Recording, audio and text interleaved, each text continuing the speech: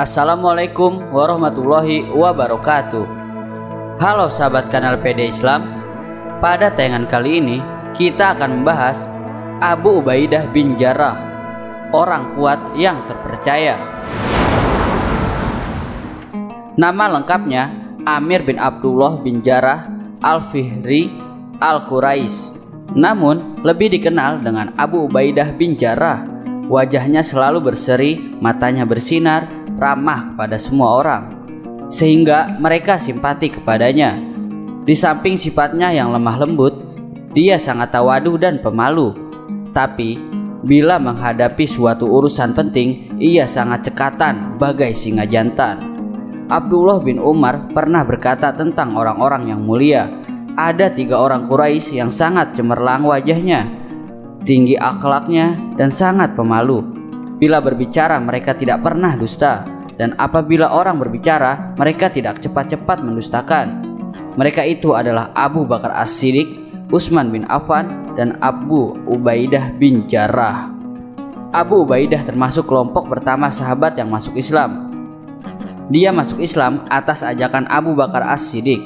Sehari setelah Abu Bakar masuk Islam, waktu menemui Rasulullah SAW, dia bersama-sama dengan Abdurrahman bin Auf, Utsman bin Maz'un, dan Arqam bin Abi Arqam untuk mengucapkan syahadat di hadapan beliau. Oleh sebab itu, dalam kehidupannya sebagai muslim, Abu Ubaidah mengalami masa penindasan yang kejam dari kaum Quraisy di Mekah sejak permulaan sampai akhir. Dia turut menderita bersama kaum muslimin lainnya. Walau demikian, ia tetap teguh menerima segala macam cobaan, tetap setia membela Rasulullah SAW dalam tiap situasi dan kondisi apapun. Dalam perang Badar, Abu Ubaidah berhasil menyusup ke barisan musuh tanpa takut mati.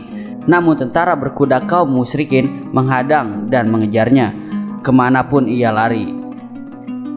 Tentara itu terus mengejarnya dengan beringas. Abu Ubaidah menghindar dan menjauhkan diri untuk bertarung dengan pengejarnya. Ketika si pengejar bertambah dekat dan merasa posisinya strategis, Abu Ubaidah mengayunkan pedang ke arah kepala lawan. Sang lawan tewas seketika dengan kepala terbelah. Siapakah lawan Abu Ubaidah yang sangat beringas itu? Tak lain adalah Abdullah bin Jarrah, yaitu ayah kandungnya sendiri. Abu Ubaidah tidak membunuh ayahnya, tapi membunuh kemusyrikan yang bersarang dalam pribadi ayahnya.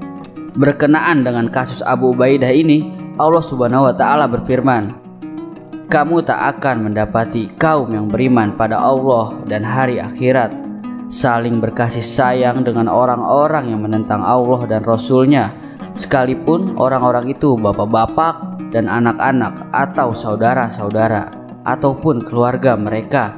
Mereka itulah orang-orang yang telah menanamkan keimanan dalam hati mereka dan menguatkan mereka dengan pertolongan yang datang daripadanya, dan dimasukkannya mereka ke dalam surga yang mengalir di bawahnya sungai-sungai. Mereka kekal di dalamnya. Allah ridho terhadap mereka, dan mereka pun merasa puas terhadap limpahan rahmatnya. Mereka itulah golongan Allah. Ketahuilah bahwa sesungguhnya Hizbullah itu adalah golongan yang beruntung. Quran Surat Al-Mujadalah ayat 23. Ayat di atas tidak membuat Abu Ubaidah besar kepala dan membusungkan dada, bahkan menambah kokoh imannya kepada Allah dan ketulusannya terhadap agamanya. Orang yang mendapatkan gelar kepercayaan umat Muhammad ini ternyata menarik perhatian orang-orang besar, bagaikan magnet yang menarik logam di sekitarnya. Pada suatu ketika, utusan kaum Nasrani datang menghadap Rasulullah seraya berkata, wahai Abu Qasim, kirimlah kepada kami sahabat, kirimlah kepada kami seorang sahabat Anda yang pintar, menjadi hakim tentang harta yang menyebabkan kami berselisih sesama kami. Kami senang menerima putusan yang ditetapkan kaum muslimin. Datanglah sore nanti, saya akan mengirimkan kepada kalian orang kuat yang terpercaya, kata Rasulullah.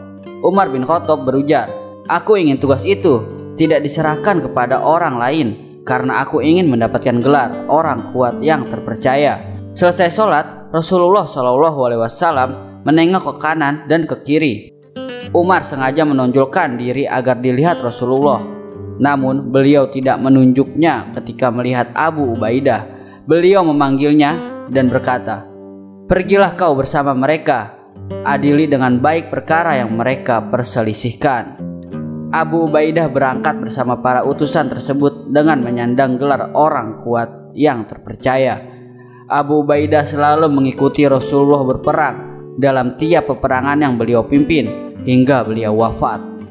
Dalam musyawarah pemilihan khalifah yang pertama, Al-Yaum Ats-Sakifah, Umar bin Khattab mengulurkan tangannya kepada Abu Ubaidah seraya berkata, "Aku memilihmu dan bersumpah setia karena aku pernah mendengar Rasulullah SAW bersabda, sesungguhnya tiap-tiap umat mempunyai orang kepercayaan dan orang paling dipercaya dari umat ini adalah engkau."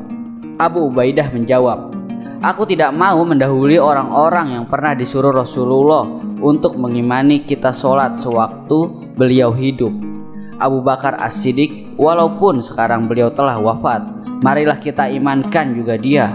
Akhirnya mereka pun sepakat untuk melihat Abu Bakar menjadi khalifah pertama, sedangkan Abu Ubaidah diangkat menjadi penasihat dan pembantu utama khalifah. Setelah Abu Bakar wafat, jabatan khalifah pindah ke tangan Umar bin Khattab. Abu Ubaidah selalu dekat dengan Umar dan tidak pernah menolak perintahnya.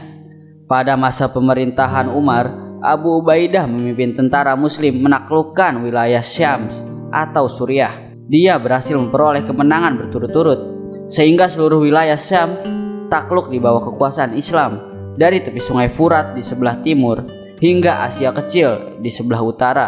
Abu Ubaidah meninggal dunia karena terkena penyakit menular yang mewabah di Syam. Menjelang wafatnya, ia berwasiat kepada seluruh prajuritnya, "Jika wasiat ini kalian terima dan laksanakan, kalian tidak akan sesat dari jalan yang baik dan senantiasa dalam keadaan bahagia. Tetaplah kalian menegakkan sholat, berpuasa Ramadan, membayar zakat, dan menunaikan haji dan umroh. Hendaklah kalian saling menasihati sesama kalian, nasihat pemerintah kalian, dan jangan biarkan mereka tersesat. Dan janganlah kalian tergoda oleh dunia. Walaupun seorang berusia panjang hingga 1000 tahun, dia pasti akan menjumpai kematian seperti yang kalian saksikan ini."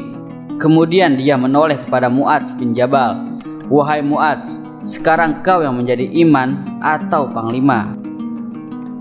Tak lama kemudian, ruhnya meninggalkan jasad untuk menjumpai Tuhannya. Itulah tadi kisah sahabat Nabi Abu Ubaidah bin Jarrah, orang kuat yang terpercaya. Dengan adanya konten ini, semoga dapat bermanfaat dan menambah wawasan kita semua. Dan apabila kalian suka dengan konten ini, jangan lupa like, komen, subscribe, dan juga share ya ke grup WhatsApp kalian. Sekian, terima kasih. Wassalamualaikum warahmatullahi wabarakatuh.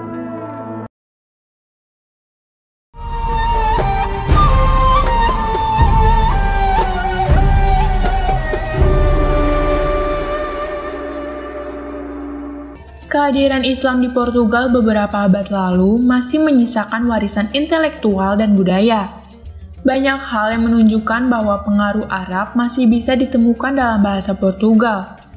Sebab selama berabad-abad, wilayah yang kini menjadi negara Portugal sudah diperintah Muslim berbahasa Arab yang dikenal sebagai bangsa Moor.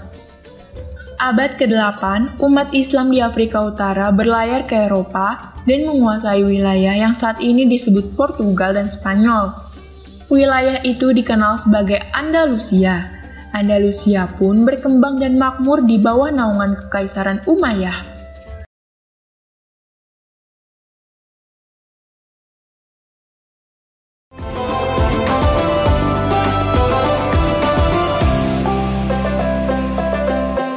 Inilah sejarah haramnya babi dalam Islam, dan ini telah disebutkan berkali-kali dalam Al-Quran yang menjadi alasan keharamannya. Diharamkan bagimu memakan bangkai, darah, daging babi, daging hewan yang disembelih atas nama selain Allah.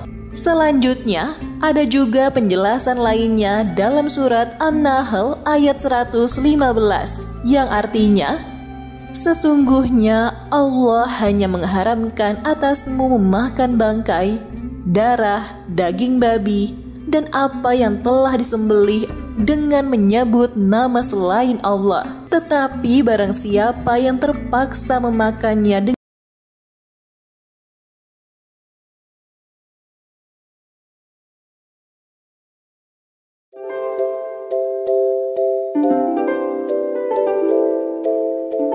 Pada zaman Nabi Sulaiman alaihissalam, ada seekor burung yang datang melapor kepada beliau, "Wahai Nabi Allah Sulaiman, sesungguhnya setiap hari aku bertelur, dan setiap hari pula ada seseorang lelaki datang mengambil telurku." Nabi Sulaiman pun menjawab, "Baiklah burung, aku akan memerintahkan 2 jin untuk menjaga sarangmu."